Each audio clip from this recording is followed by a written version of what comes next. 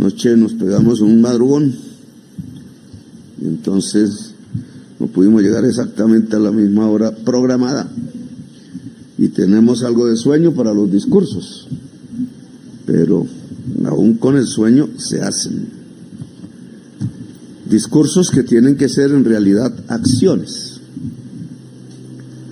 El discurso, si no está seguido de la acción, pues no son sino palabras al viento, vacías, sin sentido, pérdidas de tiempo. Y en Colombia no se puede perder el tiempo por la gravedad de los problemas, su complejidad. El general, ahora en funciones civiles, Pedro Arnulfo Sánchez Suárez, asume el Ministerio de Defensa porque el ministro anterior, Iván, amigo mío y luchador contra la corrupción quizás como ninguno, ha tomado la decisión de guarecerse con su familia, decisiones personales que, como en cualquier país libre, no tienen discusión.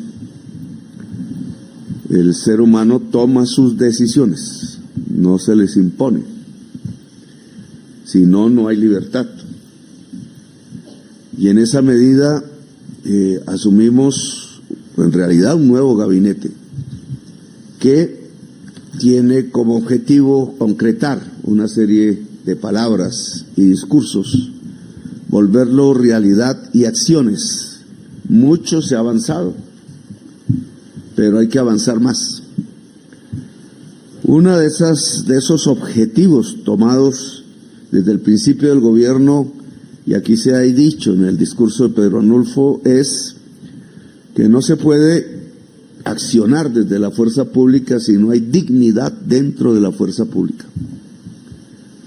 Y la dignidad comienza porque la familia y el integrante de base, el patrullero de la policía, la patrullera, el soldado, la soldado, el infante, la infante, etcétera, pues tengan condiciones de vida dignas. En Colombia, y lo veremos en ciertas discusiones en el Congreso de la República ahora, se ha acostumbrado que la gente que trabaja se mira por encima de hombro, no se le dignifica, se le trata como esclavos, como si fueran animales sin derechos. Se ha extendido esa práctica desde hace siglos para acá porque se debe a nuestra propia historia. En cierta forma se acostumbró el poder en Colombia a mirar a los indígenas como siervos, a las personas de color como esclavos, a pensar como Hitler que hay una raza superior, incluso hablan de raza y las razas no existen en la naturaleza y somos parte de la naturaleza. La raza es un invento construido por la mente humana para jerarquizar los seres humanos y hasta los animales, considerando que unos son mejores y otros peores, que unos son superiores y otros inferiores. Y no hay ningún ser humano inferior a otro. Cuando se piensa así, que existen inferiores y superiores, se piensa de manera fascista, no democrática. Y Bolívar nos enseñó que en Colombia lo que existe es una república y una democracia. Y esa orden fundante de la República de Colombia, en mi opinión, debe ser tenida en cuenta. Cada vez que nos separamos de ella, cometemos inmensos errores sociales e históricos, a veces irreversibles, a veces recuperables, pero la historia nuestra es una historia de violencia.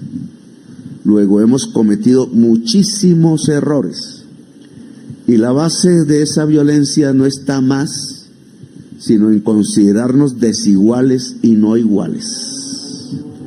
Si el trabajador es tratado como esclavo, pues la mayoría del pueblo colombiano es tratado como esclavo. Y un Estado no puede hacer eso si se llama una democracia. Y el tema comienza por casa. No es solo el conjunto de la sociedad, es al interior de las instituciones. Por eso cuando decidimos que el patrullero, la soldado, tengan lo mejor posible dentro de nuestras posibilidades en su existencia como ser humano, de él, de ella y de su familia, y hemos avanzado en parte, pues no estamos cometiendo una tropelía contra las finanzas públicas. Estamos fortaleciendo una política de seguridad vital, de seguridad humana, que no se funda sobre el número de muertes como en el pasado, sino que se funda sobre la cantidad de vida que se puede defender y procrear, si es posible, en el presente. Hay una gran distancia entre la seguridad basada en la muerte y la seguridad basada en la vida. La seguridad basada en la muerte no es seguridad, es inseguridad de todos y de todas. Contar bajas, como antaño contaban orejas de quien pensaba diferente, dedos de quien pensaba diferente, no nos lleva sino al abismo. Al sacarse el ojo y el ojo por el ojo. Hoy lo estamos ya viendo en concreto en el Catatumbo, que espero no persevere esa tendencia. Ahora el Frente 33 se alza en armas contra el ELN después de ser víctima del ELN. Y el ELN detiene un poco su ofensiva, sí, pero vendrá otro círculo de violencia y venganza, y vendrá otro, y así por generaciones. Prendida esa violencia por generaciones por una sola razón: la codicia. Es la codicia la madre de la violencia en Colombia. La actual, por lo menos. La actual fase de la violencia en Colombia, que ya no es de aquellos y aquellas que se mataban por el color de una bandera o del cambio de un sistema, sino que ahora es simplemente, como bien lo ha dicho el ministro de Defensa, una lucha por el control de la cocaína. Y la cocaína se vuelve dinero y mucho por la prohibición que hay sobre ella, porque el precio sube muy por encima del costo. Vendida en Nueva York o en Europa o en Rusia o en China, genera un inmenso excedente económico que no es más que una renta que los consumidores del mundo le entregan a los dueños de la cocaína. Y entonces esa muchísima plata, ese muchísimo dinero desata la cocaína y desata la codicia. Y por codicia nos matamos. La codicia mata la vida, decíamos ayer, poco trasnochados en el Consejo de Ministros. Por codicia se mata en Colombia. Y no solo los ilegales, los legales también ordenan matar. Por codicias. Y la codicia va transformando el país en un sentido negativo. Le va quitando su vida, le va quitando la exuberancia de su naturaleza. El que esta ciudad inmensa que nos rodea aquí mismo no tenga agua potable, que haya que racionar, que haya que irse a Contotuma al baño, cuando se creía una ciudad cosmopolita y ultramoderna, desarrollada, decían, pues no es más sino la demostración de cómo la codicia mata la vida. Pues se está matando el agua de Bogotá, porque se está matando la selva amazónica, pero ni la prensa habla de esta cadena de acontecimientos que son producto de la codicia. Tener tierra para urbanizar y olvidarse del agua. Tener haciendas allá en los llanos, en el Guaviare o en el Bichada, haciendas de tierra pobre, rompiendo los árboles, quemándolos, y entonces nos quedamos sin agua. Y si nos quedamos sin agua, nos quedamos sin vida. La codicia mata la vida. Y una seguridad basada en la codicia mata y extingue la vida en Colombia. Por eso, si queremos una seguridad basada en la vida, primero que todo pensemos en la vida de la familia, del patrullero y del soldado. ¿Cuánto le llega de dinero? ¿Cuánto puede mandar un soldado a su mamá? ¿Cuánto puede tener un soldado para sus propios gastos? ¿Cuánto le pagan al joven que por codicia o por necesidad, porque aquí ya no hay codicia, hay simplemente necesidad, le pagan por portar un fusil en un ejército privado del narcotráfico?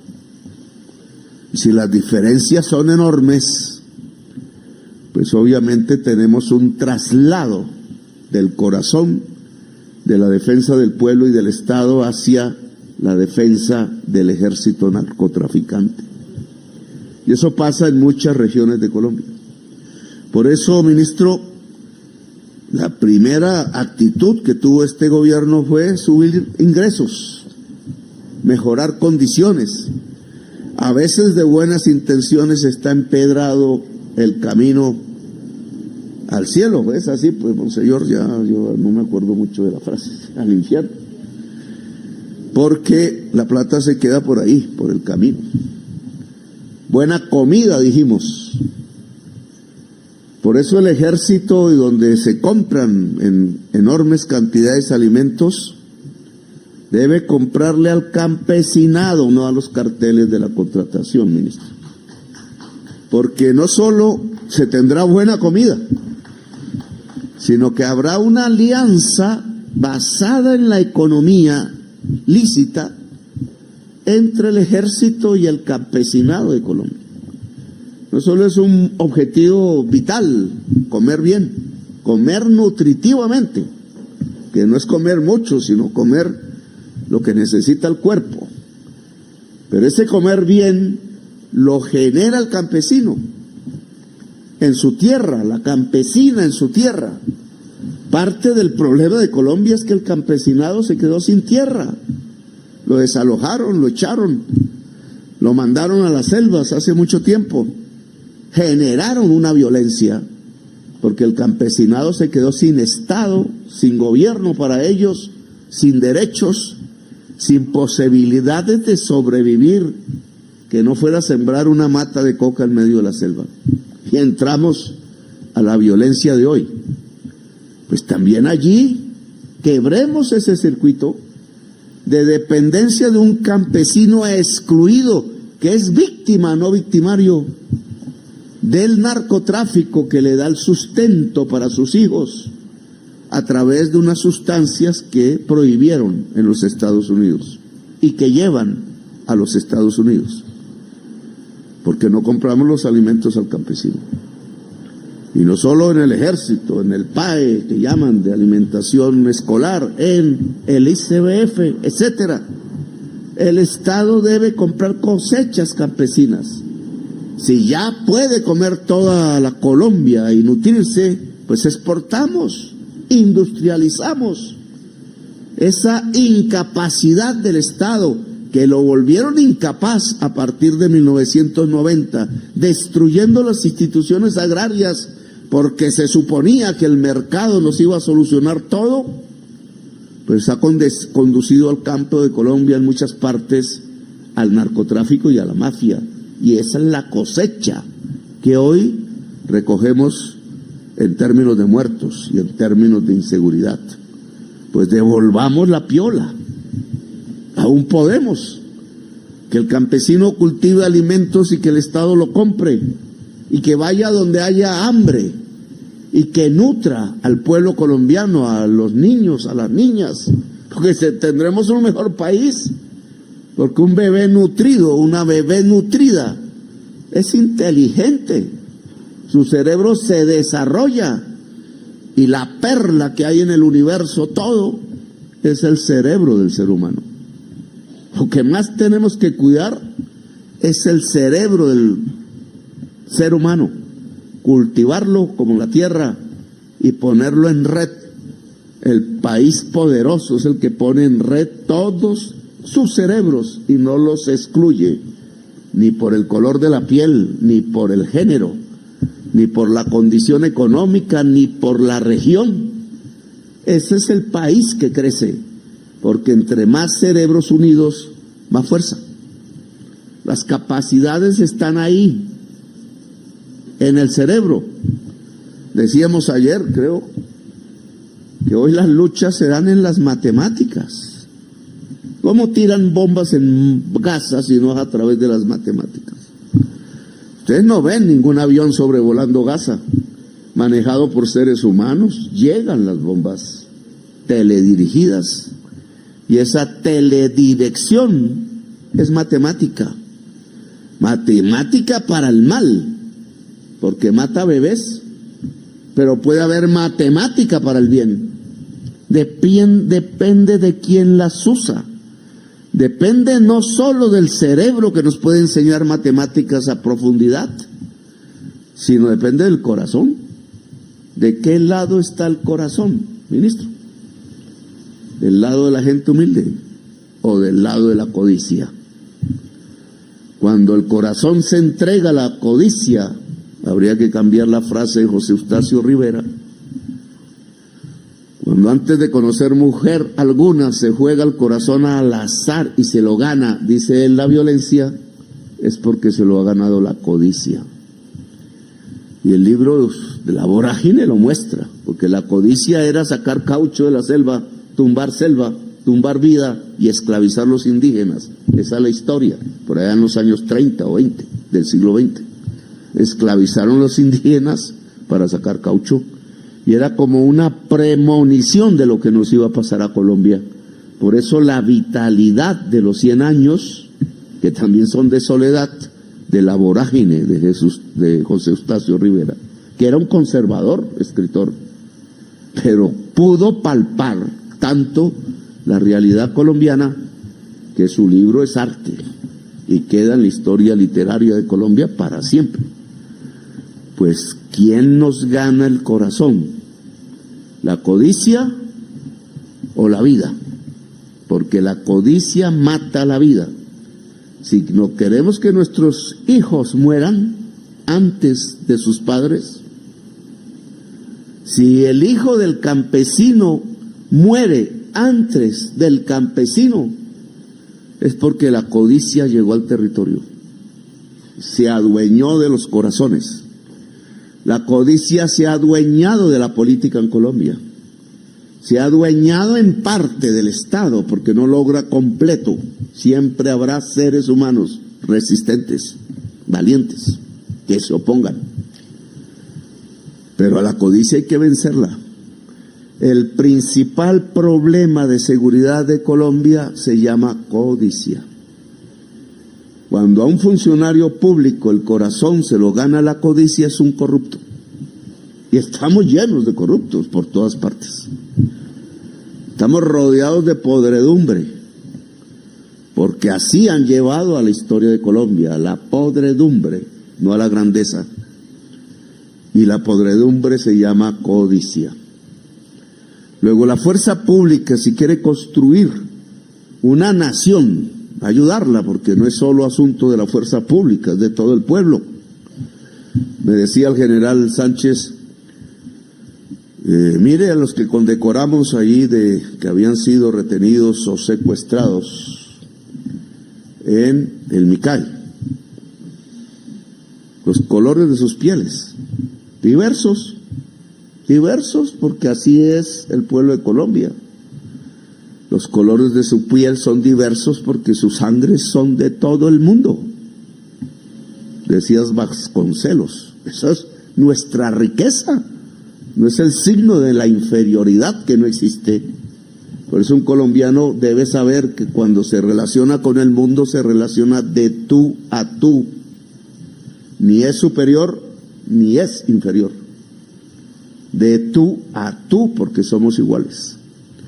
Las diferencias del color de la piel solo son una parte de nuestra riqueza, como la diferencia del color verde en la naturaleza, exuberancia. La una vital, natural, la otra cultural. Podemos entender a todo el mundo, porque todo el mundo está en nuestras sangres, cosa que no hemos explorado a profundidad por depender solo de uno. En Colombia la relación internacional no es de sumisión. Bolívar nos lo enseñó. No nos sometemos, hablamos que en todo el mundo de tú a tú, pero jamás nos humillamos, porque somos seres iguales. Esa diversidad en los colores de nuestras pieles, de todas las tonalidades de la piel humana, es nuestra riqueza y es lo que tenemos que defender. Y la fuerza pública tiene esa tonalidad, era lo que decíamos anoche, diversa de las pieles, porque significa que la fuerza pública es la expresión del pueblo colombiano, que es así, como es así el presidente, es así. Y entonces hay una fuerza pública que representa al pueblo. Si la fuerza pública y el pueblo quieren construir una nación grande, su corazón no se puede poner al lado de la codicia, sino al lado de la vida. Oficial que se corrompa debe salir, porque el peor problema de seguridad de Colombia es que la sal se corrompa. Si los señores fiscales obedecen al narcotráfico, como en el puerto de Buenaventura, si señores de la policía obedecen al pitufo y le reciben sus dineros, si señores oficiales del ejército en las zonas del combate aceptan el billete de la contraparte, el puño que se tira para destruir el crimen se diluye en el aire, por mucha fuerza que lleve, y el criminal se vuelve más poderoso y su puño será más mortal contra la sociedad colombiana, matará más. Entre más poder tenga el crimen, mata más. Si el crimen llega al gobierno, produce genocidios sobre el pueblo.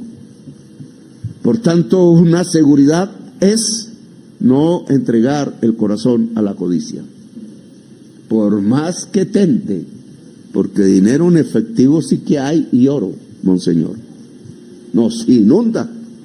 Creemos que eso es riqueza, eso es pobreza, porque entonces los hijos mueren antes que los padres. Y los campesinos del Catatumbo y del Micay y del Putumayo y del Darién, etcétera, lo saben en su carne propia, lo saben por generaciones. Por eso les solicitamos aliarnos alrededor de la vida y no alrededor de la muerte.